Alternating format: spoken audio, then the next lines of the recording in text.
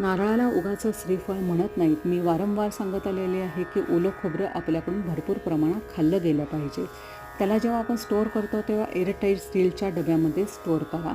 ओलं खोबरं जे आहे त्याला खवून ठेवल्यानंतर हाताळताना खूप स्वच्छ आणि उत्तम प्रकारे डब्यामध्ये ठेवलं तर ते 4 ते 5 दिवस सहजरित्या राहतं.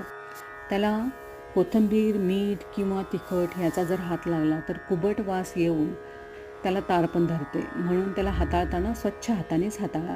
प्रकृतीने आपल्याला खूप उत्तम अशी फळं दिलेली आहे, पण मनुष्यानं त्याचं रूपांतर करत करत त्याचा बदल होत गेलेला आहे. नारळाचं तेल बनवलं मनुष्याने, आंब्याचे ज्यूस, पल्प बनवले, ऊसाची साखर बनवली. तसं न करता त्याला जी नॅचरल प्रकृतीनं आपल्याला दिलेलं आहे ते तसंच खाण्याचा प्रयत्न करा.